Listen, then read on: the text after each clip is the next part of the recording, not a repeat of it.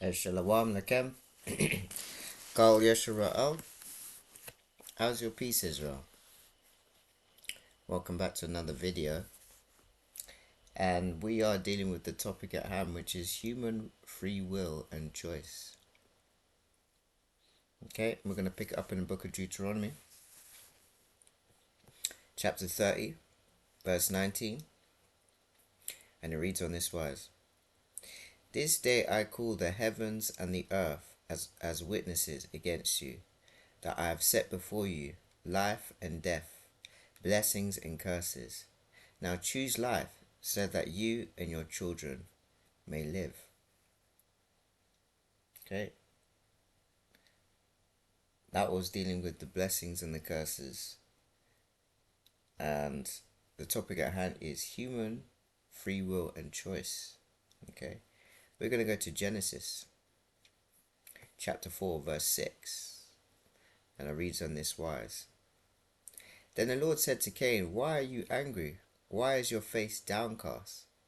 If you do what is right, will you not be accepted? But if you do not do what is right, sin crouches at your door. It desires to have you, but you must rule over it.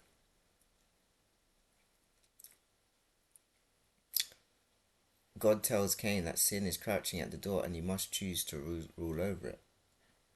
We're dealing with human free will and choice. We're going to go into the book of Joshua. Okay.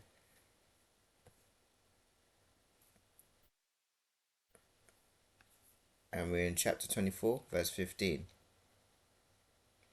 And it reads on this wise: But if serving the Lord seems undesirable to you, then choose for yourself this day whom you will serve, whether the gods your ancestors served beyond the Euphrates, or the gods of the Amorites, in whose land you are living. But as for me and my household, we will serve the Lord. Right? Choose this day whom you will serve. And we're dealing with human free will and choice. We're going to move into the book of Sirach,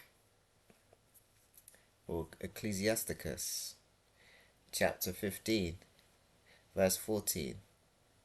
And it reads on this wise: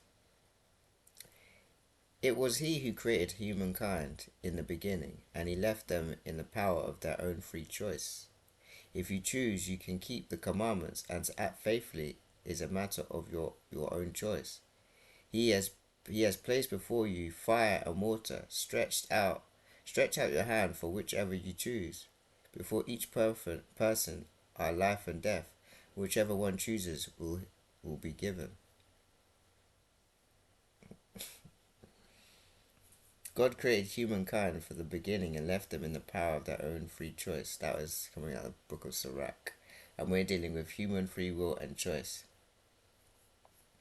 Now last couple of scriptures, we're going to go into the book of Ezra, 4th Ezra, chapter 7, verse 20. It says, For there be many that perish in this life, because they despise the Torah of Yahweh that is set before them.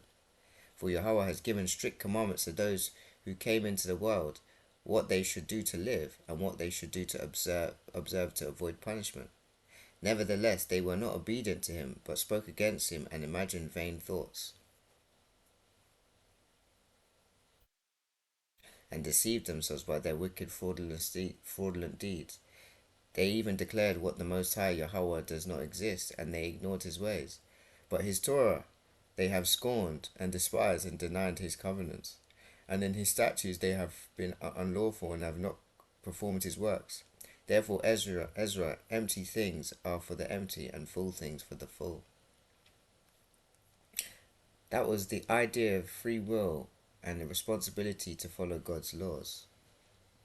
And we're dealing with the last scripture, which is the testament of the 12 patriarchs, specifically with the patriarch Naphtali. We're going to pick up in verse 8. I'm going to read from verse 1. It says, And lo, my children, I have shown unto you the last times how everything shall come to pass in Israel.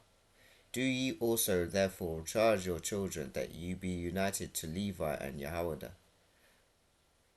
For through them shall salvation arise unto Israel. and in them shall Jacob be blessed. For through their tribes shall God appear dwelling among men on earth, to save the race of Israel, and to gather together the righteous from amongst the Gentiles.